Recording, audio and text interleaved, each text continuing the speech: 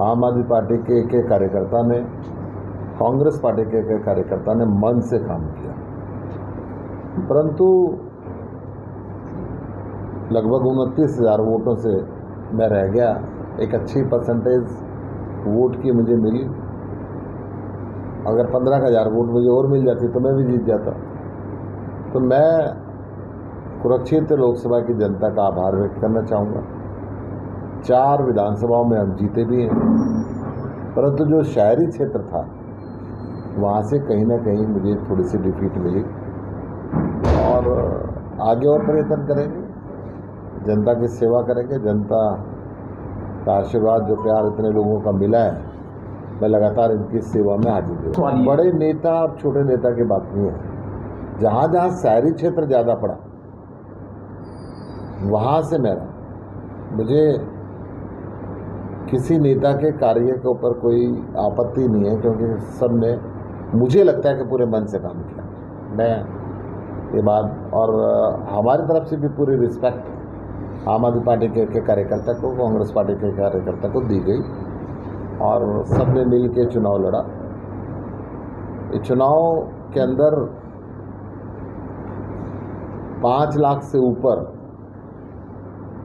लोगों ने झाड़ू को पहचाना, झाड़ू के सिंबल पर वोट दिया। मैं उनका शुक्रिया देता हूँ।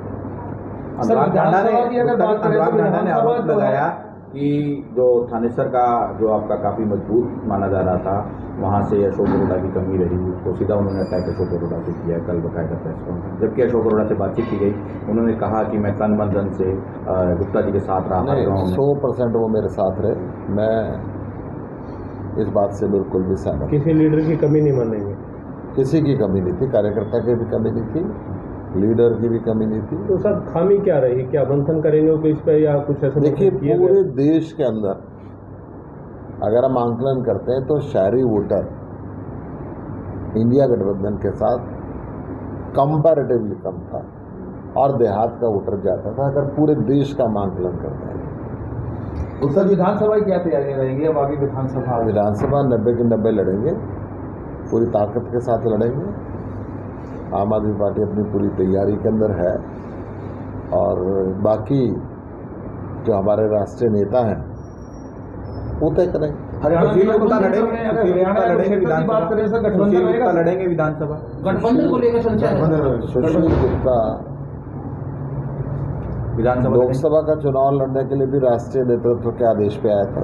सुशील गुप्ता ने कभी इच्छा व्यक्त नहीं की थी कि मैं ये चुनाव लड़ूंगा। अगर लड़ाएंगे तो लड़ेंगे। मैं आम आदमी पार्टी का सिपाही हूँ।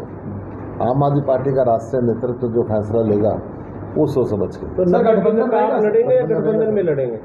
ये फैसला भी राष्ट्रीय नेतृत्व का, मेरा नहीं हो सकता। आप कह रहे हैं 90 की 90 सीटों पे लड़ेंगे? हमारी तैयारी है। हमारे जैसे 7 के 7 लोकसभा सीटों पर भी तैयारी थी, मैंने पहले भी कहा। और दिल्ली के अंदर, हरियाणा के अंदर 10 पे थी, पंजाब में 13 पे थी। हमारी तैयारी थी, हम तैयारी को मना नहीं कर रहे, परंतु ये फैसला अंतिम में दोनों दलों के राष्ट्रीय नेतृत्व का फैसला है कि कैसे वो आगे भविष्य में क्या देखें। गुप्ता जी, राम का मुद्दा बनाया गया था, राम को लाया, हम उनको लाएंगे। अयोध्या मेन राम की सीट थी, वो खुद हार गई, क्या करना है? देखिए, भारतीय जनता पार्टी का घमंड इसमें चूर हुआ है। आज जो नरेंद्र मोदी और मोदी सरकार बोलते थे, आज वो बार बार एनडीए बोलने पर मजबूर है। बहुमत से वो दूर रहे हैं। जनता ने उनको एक सबक दिया है, और ये सबक धीरे धीरे आगे और बढ़ेगा। गुप्ता जी, क्वेश्चन ये है कि 5.25 लाख वोट कम, बहुत बड़ा वोट बैंक है जो आपको मिला। इसमें हाथ आप झाड़ू का ज़्यादा मानते हैं या कांग्रेस का ज़्यादा मानते हैं? दोनों का ही साथ है। देखिए, सिंबल लोगों ने झाड़ू का चुना है, यहाँ पे झाड़ू को वोट दी है। तो मैं ये कहता हूँ कि ये गठबंधन का सच्चे रूप में धर्म निभाया गया है। आपका जो विजन था कुरुक्षेत्र को लेकर चलने का, विजन अभी रहेगा? बेशक हारे नहीं। हाँ, बेशक मैं आज भी इस बात पे कायम हूँ कि कुरुक्षेत्र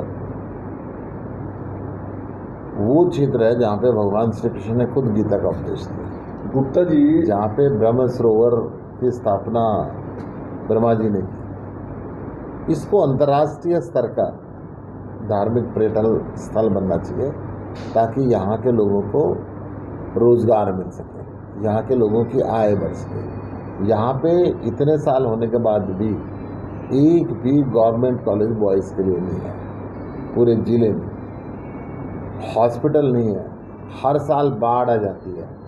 मैं समझता हूँ कि अगर जो सांसद जीता है उसको थोड़ा सा समय अब अपने व्यापार से कम करके कुरुक्षेत्र की जनता पे लगाना है। मैं ये कह सकता हूँ जो अर्बन और रूरल की बात है वो दिल्ली पे भी लागू है, दिल्ली पूरा अर्बन है। जो वोटर का ट्रेंड था वो पूरे हिंदुस्तान में एक जैसा था। हमें ये बात कहीं ना कहीं दिमाग में रखनी पड़ेगी। तो कुरुक्षेत्र में भी देखिए कांग्रेस के एक ऐसा वर्ग था, उनका मानना था कि अगर सुशील गुप्ता यहाँ से चुनाव जीत जाते हैं तो विधानसभा चुनाव होंगे, आम आदमी पार्टी ज़्यादा सीटों पर दावा ठोकेगी और कहीं ना कहीं उनका खेल बिगड़ जाएगा। बहुत सारे कांग्रेसी कार्यकर्ताओं का यह मानना था। क्या इसका नुकसान हुआ आप लोगों को? ये पत्रकारों के मन की बात हो सकती है, परंतु मुझे एक भी नेता ऐसा नहीं दिखा जो मन से काम ना करे।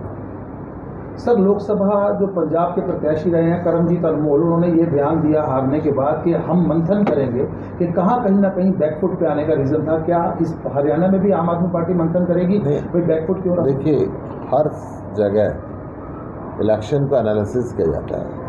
हरियाणा के अंदर भी बहुत जल्द हम अपने प्रदेश की कार्यकारिणी की मीटिंग बुला रहे हैं और उसमें मंथन करेंगे क्या थोड़ी सी वोटों से हम रहे तो क्या कमी रही और वोटें हम ले सकते थे, इसके अंदर कोई डाउट नहीं।